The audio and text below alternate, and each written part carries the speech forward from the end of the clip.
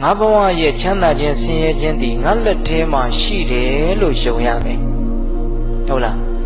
ငါကိုဆင်းရဲအောင်ဘယ်သူမှမလုပ်နိုင်ဘူးငါရဲ့မကောင်းတဲ့စိတ်တွေကိုအခြေခံပြီးတော့ဖြစ်ပေါ်လာတဲ့ကာယကံမှုဝစီကံမှုမနောကံမှုဆိုတဲ့မကောင်းတဲ့ကံတရားတို့တည်တာနဲ့ငါဘဝကိုဆင်းရဲအောင်အစင်မပြေအောင်ဖန်တီးမှာလို့ယုံကြည်ရမယ်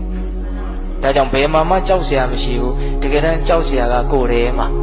မကောင်းတဲ့စိတ်ကိုအခြေခံပြီးတော့ဖြစ်ပေါ်လာတဲ့ကံ၃ပါးဒီလောကမှာကြောက်စရာအကောင်းဆုံးပဲကိုယ့်အတွက်ဟုတ်ရဲ့လားအဲ့ဒါလိုပဲသူ့အတွက်လည်းပဲသူ့ရဲ့မကောင်းတဲ့ကံတွေကကြောက်စရာတွေပေါ့နော်အဲ့ဒါလိုပဲ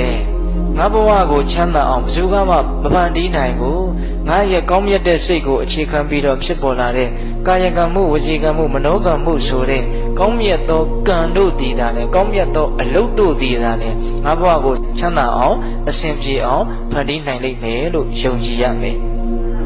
နော်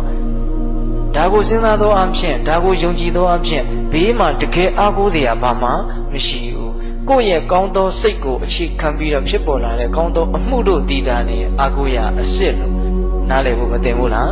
သိတယ်နော်ဒါကြောင့်တရားဓမ္မတို့ဦးဇင်းတို့မှလေကောင်းခြင်းဆိုခြင်းချမ်းသာခြင်းဆင်းရဲခြင်းကိုဖန်တီးနိုင်တဲ့စွမ်းအင်တတ္တိတွေအပြည့်ရှိနေတယ်ဟုတ်ရဲ့လားဒီအချက်ကိုသိမြင်ဖို့ယုံကြည်ဖို့နားလည်ဖို့အလွန်ရည်ကြီးတယ်ဦးဇင်းတို့တချို့သောဗုဒ္ဓဘာသာတွေဟာဒီကံရဲ့အကျိုးကိုသိမြင်ယုံကြည်တဲ့တတ္တတရားအလွန်အားနည်းတယ်ဘုရားကိုမယုံဘူးတော့မဟုတ်ဘူးတရားကိုမယုံဘူးတော့မဟုတ်ဟုတ်လားဒါပေမဲ့လို့သူတို့နော်ဆင်းရဲအောင်ဘေးကလုံနိုင်လိမ့်မယ်လို့ထင်ပြီးတော့ကြောက်လန့်ပြီးတော့အတိပ္ပယ်မရှိလောက်ကြတာတွေမရှိဘူးလား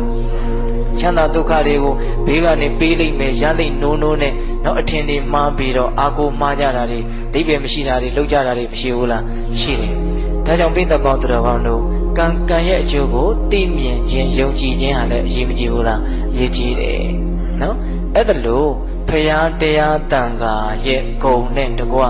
ကံရဲ့အကျိုးကိုယုံကြည်ခြင်းကိုငါတို့ခေါ်မယ်တရား